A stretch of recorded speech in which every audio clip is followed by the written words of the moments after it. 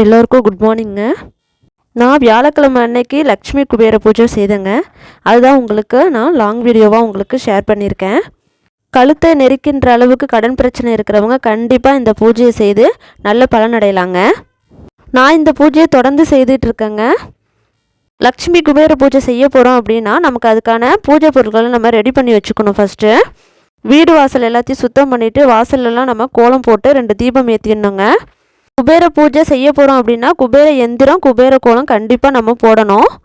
குபேர எந்திரத்தில் நம்ம எண்களை வரைஞ்சதுக்கு அப்புறமா நம்ம அதில் 5 ரூபாய் காயின்களை வச்சு அதில் மஞ்சள் குங்குமம் போட்டு எல்லாமே நம்ம வச்சுட்டு அந்த காயினை அந்த நம்பர் மேலே நம்ம வச்சிடணுங்க. வச்சுட்டு அதுக்கு மேலே பூவை நம்ம உதிரி பூக்களை அது மேலே போடலாம். இந்த பூஜைக்கு மிகவும் முக்கியமானது விநாயகர். நம்ம மஞ்சளால் செய்யப்பட்ட விநாயகர் செய்துக்கலாம். அப்படி இல்லை அப்படின்னா விநாயகர் சிலை உங்கள்கிட்ட இருக்குன்னா நம்ம அதையே நம்ம ரெடி பண்ணி வச்சுக்கலாம். குலதெய்வ வழிபாடு கண்டிப்பாக செய்யணுங்க. ஒரு கலசத்தில் தண்ணீர் நிரப்பி அதில் நம்ம மஞ்சள் கலந்து பூ வச்சு அதை நம்ம குலதெய்வமாக வைத்து வழிபடணும். பழைய பூக்களெல்லாம் எடுத்துகிட்டு நான் புது பூக்கள் எல்லாம் வச்சுட்டேன். சாமி படங்களுக்கும் மஞ்சள் குங்குமம் வச்சு அழகாக நான் டெக்கரேட் பண்ணிட்டேங்க. லக்ஷ்மி தேவிக்கு ஒரு விளக்கும், குபேரருக்கு ஒரு விளக்கு, விநாயகருக்கு ஒரு விளக்குன்னு சொல்லி 3 விளக்கு நான் ஏற்றிருக்கேன். தீபம்லாம் ஏற்றினதுக்கு அப்புறமா நம்ம பிரசாதமாக என்ன வேணாலும் வைக்கலாங்க. நான் எனக்கு வெத்தலை பாக்கு பழம் வச்சுருக்கேன். அதோடு சேர்த்து அவல் நாட்டு சர்க்கரை கலந்து பிரசாதமாக நான் வச்சுருக்கேன். பஞ்ச பாத்திரத்தில் நான் தீர்த்தமும் ரெடி பண்ணி வச்சுட்டேன். பிரசாதம் நம்ம விருப்பத்துக்கு தகுந்த மாதிரி என்ன வேணாலும் வைக்கலாம். நான் எப்போதும் போல் எளிமையான முறையில் தாங்க இந்த பூஜையை செய்கிறேன். இப்போ மகாலட்சுமிக்கு அர்ச்சனை பண்ணுறதுக்கு பச்சை குங்குமம் எடுத்து வச்சுருக்கேங்க. பச்சை குங்குமத்தால் நம்ம பூஜை பண்ணுறது ரொம்பவும் நல்லது. பச்சை குங்குமம் இப்போ எல்லா நாட்டு மருந்து கடையிலுமே கிடைக்குது. அப்படி கிடைக்காத பட்சத்தில் நம்ம சிகப்பு நிறத்தால் ஆன குங்குமத்தால் நம்ம தாராளமாக அர்ச்சனை பண்ணலாம். அர்ச்சனை பண்ணுறதுக்கு முன்னாடி நம்ம சாம்பிராணி தூபம் போடணும். நெருப்பு உண்டாக்கி நம்ம சாம்பிராணி போடுறது மிகவும் சிறப்பு. அப்படி முடியலன்னா நம்ம கம்ப்யூட்டர் சாம்பிராணி யூஸ் பண்ணிக்கலாங்க. சாம்பிராணி நம்ம காட்டினதுக்கு அப்புறமா நம்ம பூஜை பண்ண ஸ்டார்ட் பண்ணிடலாம்.